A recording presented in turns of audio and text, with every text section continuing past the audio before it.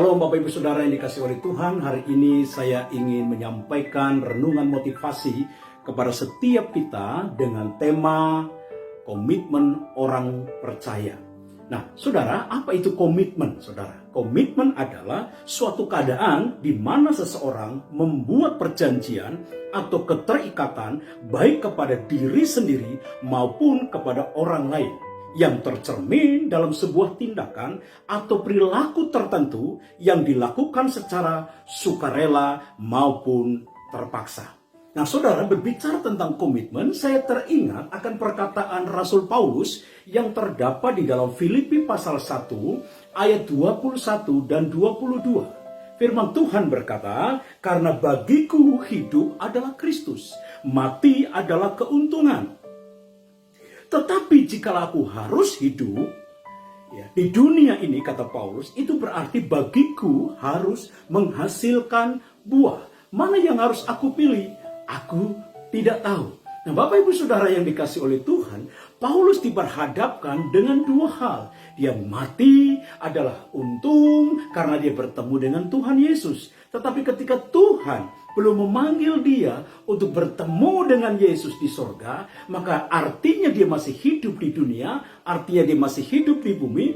Maka Paulus punya komitmen di sini untuk melakukan sesuatu yang baik di hadapan Tuhan, untuk melakukan sesuatu yang berkenan di hati Tuhan. Nah, itulah sebabnya Paulus punya komitmen untuk tidak menjalani kehidupannya dengan biasa-biasa saja atau menyia-nyiakan waktu yang Tuhan berikan kepada Rasul Paulus.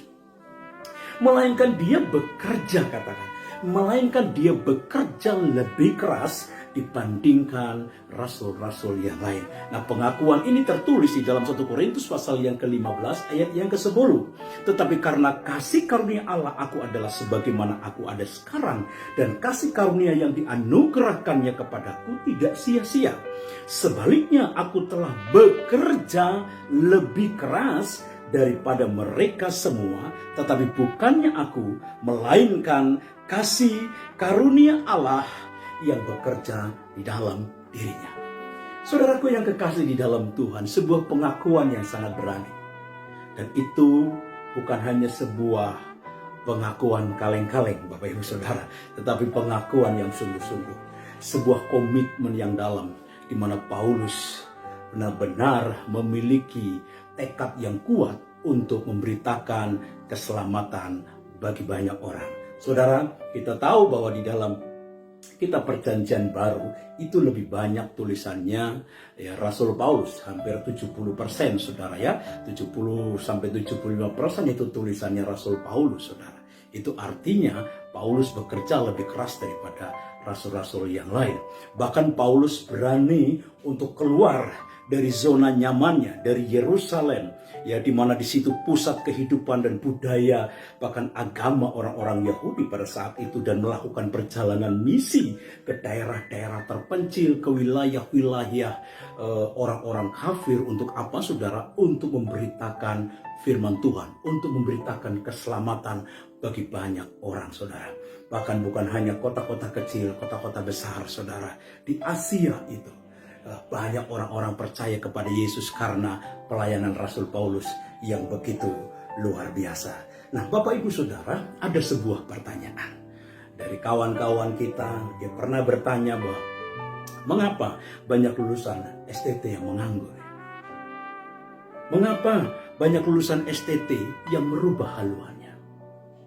Mengapa banyak intelektual Kristen berpotensi tidak punya sumbangsi apapun terhadap gerejanya, di mana dia beribadah, di mana dia mendengarkan firman Tuhan di situ? Mengapa banyak orang-orang Kristen yang kemudian pindah keyakinannya? Mengapa banyak pernikahan Kristen yang kemudian gagal kandas di tengah jalan? Nah, jawaban atas pertanyaan itu kemungkinannya adalah karena mereka juga gagal mempertahankan komitmennya di dalam kehidupannya.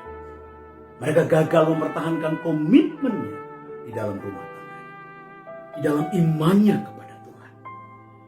Bapak Ibu Saudara yang dikasihi oleh Tuhan, maka sebelum saya mengakhiri renungan singkat ini, renungan motivasi ini, saya ingin bertanya kepada saudara. Sudahkah saudara memiliki komitmen yang pertama dengan Tuhan? Iman saudara. Yang kedua, sudahkah saudara memiliki komitmen dengan keluarga? Sudahkah saudara memiliki komitmen dengan pekerjaan? Bahkan dengan pemerintahan? Biarlah ini menjadi perenungan setiap kita. Dan jawaban dari semua itu adalah ada di dalam diri saudara. Dan pesan firman Tuhan hari ini, milikilah komitmen supaya engkau berkenan di hati Tuhan. Tuhan Yesus memberkati kita sekalian. Salam sehat, Indonesia menang. Tuhan memberkati kita. Amin.